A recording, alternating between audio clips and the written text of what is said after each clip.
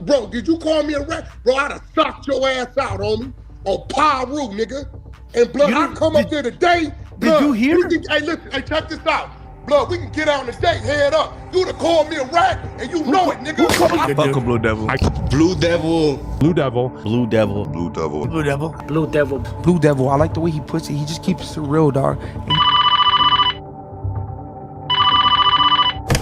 Yo, I got some info on Blue Devil. You're gonna want to hear this. Alright, y'all, you know I keep my ear to the streets, and sometimes the streets come to me. Today, I've got a wild one for you. Allegedly, and let me emphasize that word because we're not trying to catch any lawsuits here. Somebody claiming to be one of Blue Devil's ops hit me up with some tea. Now, for those who don't know, Blue Devil is a YouTuber and podcaster who runs Haters World. But according to this message, there's a whole lot more to his story than he's letting on. Now, I know a lot of y'all are probably like, man, it sounds like he's reading from a movie script. A lot of this information I tapped in with his ops, you know. I had a lot of people messaging me, I got info on Blue Devil, blah, blah, blah.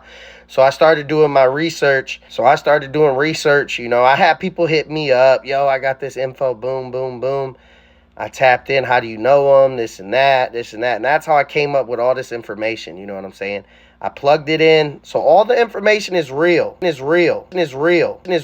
where we at? He sat there many times. Fuck you talking about? The fuck you talking about? I'm gonna talk about when you been here. You wanna talk for? What do you want me to say on the internet? All I responded was, you got the address. Yeah, that's a fact.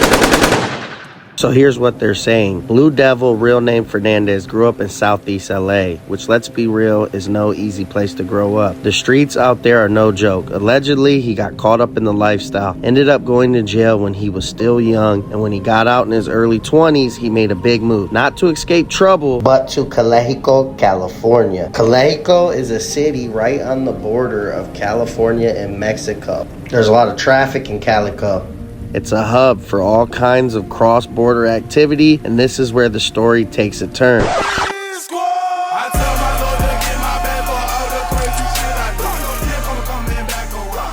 Now here where it gets heavy. According to this source, Fernandez allegedly got involved in drug smuggling and illegal alien smuggling while he was in Mexicali, leveraging its location on the border to build connections and make big money. We're talking big money, big risk, and big heat from local haters. And apparently the streets knew his name, not just for smuggling, but for being a shooter. I even reached out to some people who claimed to know what was going on out there, and they confirmed Blue Devil or Fernandez was allegedly really like that. I'm talking about news stories of shootouts and retaliations. In fact, check this out. Calexico, California, population 39,000, is surrounded on three sides by fields of lettuce, broccoli, and alfalfa. On the fourth side, the city butts up against the U.S.-Mexico border fence, and the city of Mexicali on the other side. You're more likely to hear Spanish than English on the streets of Calexico's downtown shopping district. It's the kind of town where everybody knows everybody and everybody's business. Calexico Police Department is raided by the FBI. But many locals said they were surprised when the FBI paid a visit to the police department in late October.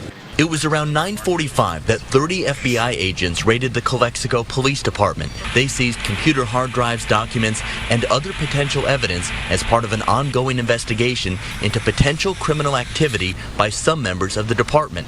The big question is why. 4 cops were put on administrative leave pending the outcome of the investigation. One of them was fired shortly before Christmas. The FBI won't comment except to say that the investigation is ongoing. But Calexico Police Chief Michael Bostic speaks openly about some of the things he's found wrong with the department since he took over in October. He says leaders of the Calexico Police Officers Association, that's the union, were, quote, acting like the mob, unquote, intimidating good cops and threatening residents who presented complaints about officers. Calexico's former police chief was fired and Bostic appointed just 2 weeks before the FBI showed up. Bostic is a former assistant chief from the Los Angeles Police Department, and he's made a name for himself doing internal cleanups after police scandals, namely the Rodney King beating and the Rampart corruption scandal. Bostic says when he got to the Calexico PD, he found almost no real police work going on. I have an investigation unit, the former investigation unit, that was investigating no crimes, told me they had no narcotics investigations going on. They were also responsible for the internal affairs investigations, and they didn't know where any of those were. Well, it turns out they weren't going on. They were putting them in desk drawers and putting them away and hiding them, hoping the statutes run. You know, I know how the game is played. I've been a cop for 4 decades. Bostic also says leaders in the police department used around $100,000 in seized assets to purchase high-tech tools for breaking into cars and buildings. So I have all these tools and everything that have obviously been used because they're new but they're worn, and yet I have no search warrants. He says whatever they were doing with that equipment, it wasn't legal. They also bought James Bond-like surveillance equipment, like hidden eyeglass cameras. I literally cannot think of any legitimate reason why a department the size of Calexico would have that kind of equipment. And then when the FBI is going through that equipment and starts looking in the recording, they're recording city council members. And they're using it for extortion. I can say that. That's just true. That's what they were doing. Bostic says leaders of the Police Officers Union are behind all of this. He says he doesn't yet know exactly why they were doing it, but at the heart, it was all about gaining power. This is a KYMA breaking news alert. Shooting in Calexico.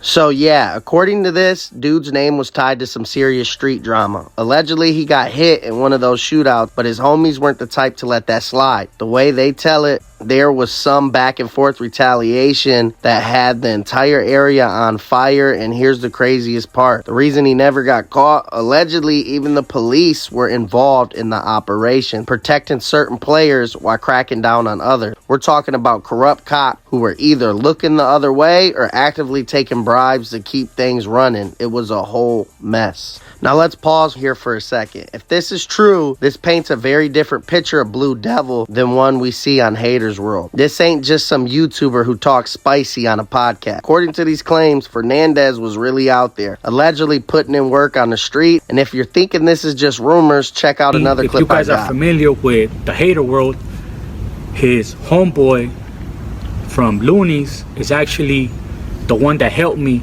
resolve this whole situation. Shout out my boy Weddle from Loonies. Shout out the homie Weddle from Loonies. He's the one that helped me resolve this whole situation. If you guys ask Blue Devil about his homie, he knows who that is. So, you know what I mean? Shout out you and everyone.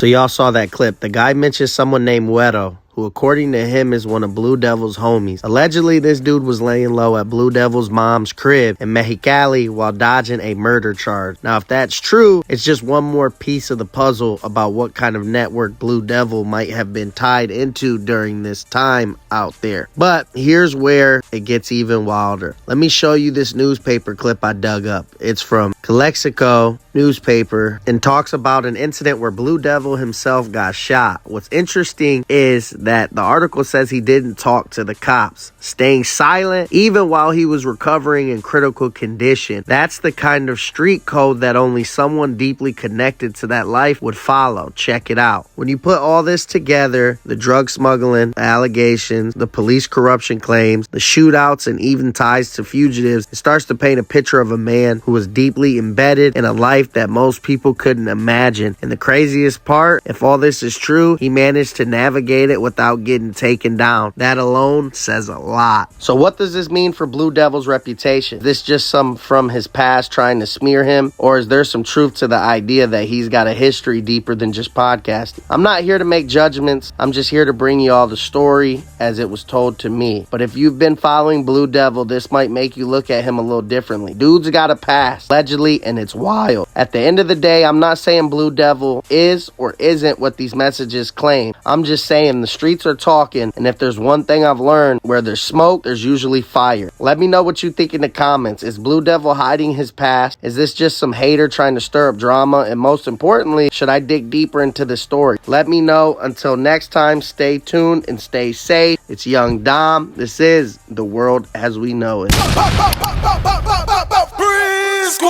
I tell